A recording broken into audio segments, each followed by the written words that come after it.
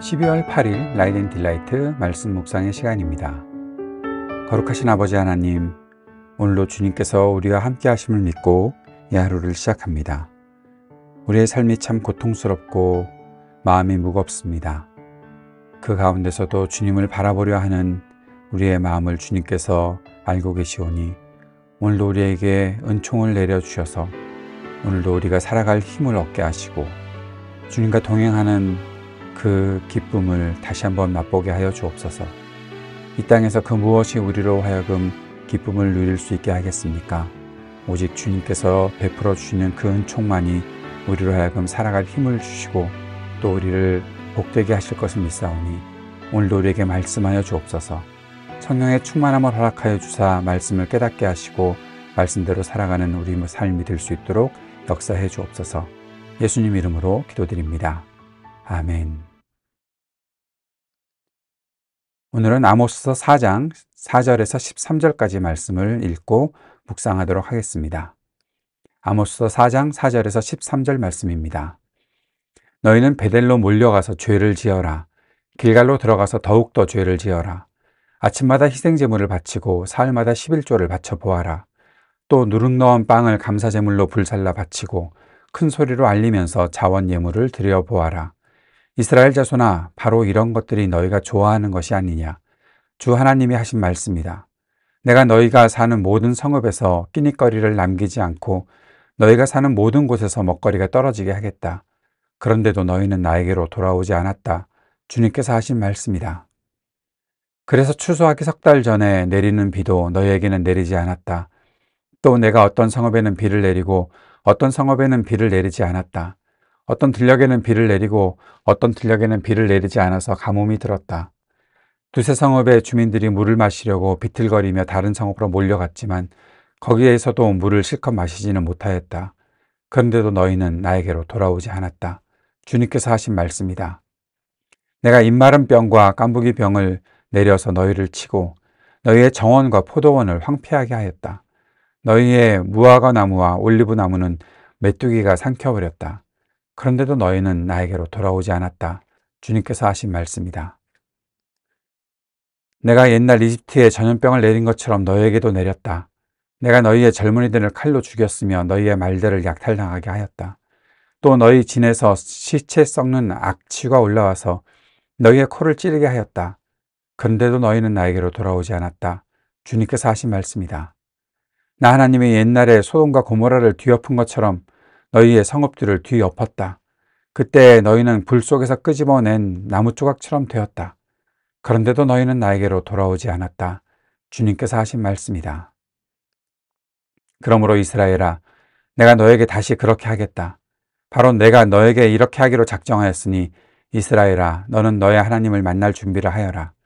산을 만드시고 바람을 창조하시고 하시고자 하는 것을 사람에게 알리시고 여명을 어둠으로 바꾸시고 땅의 높은 곳을 밟고서 걸어 다니시는 분, 그분의 이름은 주 만군의 하나님이시다. 아멘. 아모스 4장 4절에서 13절까지는 계속 이 하나님의 백성들이 지은 죄, 그리고 그 백성들이 지은 죄에 대해서 그들이 깨닫지 못하고 계속해서 죄를 저지르고 있고 결국 하나님을 완전히 잊은 채 살고 있는 모습에 대해서 하나님께서 심판하시는 메시지를 주고 계시는 것을 보게 됩니다. 먼저 4절을 보면 너희는 베델로 몰려가서 죄를 지어라. 길갈로 들어가서 더욱더 죄를 지어라 라고 그렇게 말합니다. 베델과 길갈, 그곳에서는 하나님께 제사를 드리는 곳이었는데 그 제사를 드리러 가는 그들의 모습이 그리고 하나님께 제사를 드리는 그들의 행위가 계속 하나님 앞에 죄를 짓는 것밖에는 되지 않았다라는 사실을 보여주고 있는 거죠. 아침마다 희생제물을 바치고 사흘마다 11조를 바치고 감사제물을 바치고 자원 예물을 드리고 이 모든 것들 하나님께서 뭐라고 말씀하시냐면 이런 것들 너희가 좋아하는 거지. 너희가 이런 거 좋아하잖아. 이런 거 해봐. 그런데 너희 이거 하면서 다 죄를 짓고 있네. 이 일들이 다 죄 짓는 일들이네 라고 말씀하시는 것입니다. 왜요? 하나님께 돌아와야 되는데 자신들의 행위만을 하고 있다는 거죠. 하나님을 만나고 하나님과 함께 있어야 하는데 그것 때문에 제사를 드리고 그것 때문에 하나님의 은총을 구하고 하나님과 동행하기 위해서 헌신하고 감사하고 살아가야 되는 것인데 이들은 자기들이 이만큼 할 수 있다 그것을 나타내기 위한 것, 내가 그저 절기 때마다 그저 내가 어떠한 종교적인 제사의식의 패턴에 따라서 이 일들을 내가 하고 있다, 그러니 하나님은 여기에 대해서 어, 갚아주셔야 되는 거 아닙니까? 뭐 그런 식으로 지금 제사를 짓고 있으니 그들이 베델로 가고 길갈로 가고 하는 이 모든 것이 결국 죄 짓는 일밖에 되지 않는다라는 겁니다. 하나님께서 말씀하시는 이 말씀을 들어야 합니다. 바로 이런 것들이 너희가 좋아하는 것이 아니냐. 하나님과는 아무 상관이 없다는 거죠. 사랑하는 여러분, 우리가 오늘도 주일을 맞이해서 하나님께 예배를 드릴 텐데 우리가 드리는 예배가 우리가 좋아하는 예배 그 정도 된다면 그것이 진짜 예배입니까? 하나님께서 받으셔야 예배잖아요. 하나님을 만나야 예배잖아요. 나는 내가 할 수 있는 최선을 다하는데 그 최선을 다하는 것이 정말 하나님께 감사하는 마음, 그리고 하나님께 더 많은 것들을 올려드리고자 하는 마음, 그것이 어떤 측면에서 어떻게 나타날지 모르겠으나 예를 들어 내가 하나님 앞에 이렇게 헌신하고 살아가는 것을 통해서 누군가가 하나님의 그 은혜를 입게 되고 하나님께로 돌아오는 일이 생긴다든지, 아니면 그것을 통해서 공동체가 더 아름답게 서로를 사랑하고 그 안에서 하나 되는 모습들을 갖는다든지, 우리가 하나님 앞에 헌신하고 살아가는 이 모습들을 통해서 이 땅에 하나님의 정의가 실현되고 하나님의 사랑과 긍휼이 실현되는 그런 일들을 한다든지, 그렇게 되어야 하나님이 좋아하시는 거 아닙니까? 하나님이 좋아하시는 것이 뭡니까? 하나님이 원하시는 것이 뭡니까? 하나님께서 원하시는 것은 우리가 정의를 행하고 하나님의 그 인자하심과 긍휼을 이 땅에 베풀고 겸손한 마음으로 하나님과 동행하는 것, 그거 하나님께서 원하신다고 하셨잖아요. 그건 전혀 안 하고 내가 제사를 드려야지, 11조를 바쳐야지, 감사해야지, 자원해야지, 그거 해봐야 교회 가서 더 죄를 짓는 것밖에 안 되는 거죠. 정의와 사랑과 평화와 아무런 상관없이 살아가는, 하나님께서 말씀하신 것이 분명함에도 불구하고 그렇게 살아가는 것은 하나님이 결코 좋아하시는 것이 아니죠. 이런 것들이 너희가 좋아하는 거지, 하나님께서 그렇게 말씀하시면 어떻게 되겠습니까? 하나님께서 그들을 가만두신 것이 아닙니다. 6절에 보면 어, 먹거리가 떨어지게 하겠다라고 하셨어요. 그렇게 하였다라고 하셨어요. 그런데도 너희는 나에게로 돌아오지 않았다. 계속 반복되는 말씀입니다. 8절에도 있죠. 그런데도 너희는 나에게로 돌아오지 않았다. 비를 내리지 않고 가뭄이 들어서 사람들이 물도 없고 비틀거리며 다른 성읍으로 몰려가고 아주 이런 고통을 당하는데도 너희는 나에게로 돌아오지 않았다. 무슨 생각이 드나 하면 백성들이 이렇게 어려움을 당하고 있는데 제사를 드리는 제사장들, 정치를 하는 통치자들, 백성들에 대해서는 아무런 관심이 없는 거예요. 백성들이 고통을 당하든 말든 상관없는 거예요.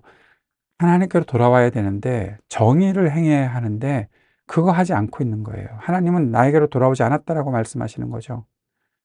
사람들은 거둬들일 것들이 없어서 황폐하게 되어서 다 해충들이 먹어버려서 자기들이 먹을 것이 없는데, 백성들은 그렇게 살고 있는데 그런데도 너희는 나에게로 돌아오지 않았다. 지도자들이, 종교 지도자들, 정치 지도자들 하나님께로 돌아오지 않으니 백성들은 계속해서 고통을 겪고 있는 거죠. 이집트에서 전염병을 내리시면서 그들을 하나님께서 심판하셨던 것처럼 전쟁이 있어서 결국에는 젊은이들이 다 죽고 사람들이 다 죽는 그런 일이 있었어도 너희들은 나에게로 돌아오지 않았다. 백성들 계속 고통당해라. 그거죠. 우리는 그냥 우리끼리 살면 된다라고 생각하고 있는 이 사람들이 있으니 어떻게 백성들이 돌아가겠습니까? 하나님께서 소돔과 고모라를 뒤엎은 것처럼 성읍을 뒤엎었다.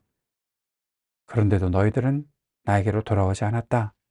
주님께서 그렇게 말씀하고 있습니다. 주님께로 돌아가야 할 때가 있지 않겠습니까? 그런데 왜 하나님께서 그러한 사인을 주시고 심판하시는데도 돌아오지 않을까요? 자기들 먹고 살 거 있다고, 자기들 강하다고 생각을 하고 있으니까. 나는 내가 하는 패턴대로 그냥 이렇게 살아가고 있는데 뭐가 문제가 되냐? 그렇게 생각하고 있으니 주님께로 돌아가지 않는 거죠. 그러한 자들에게 하나님께서 이렇게 말씀하십니다.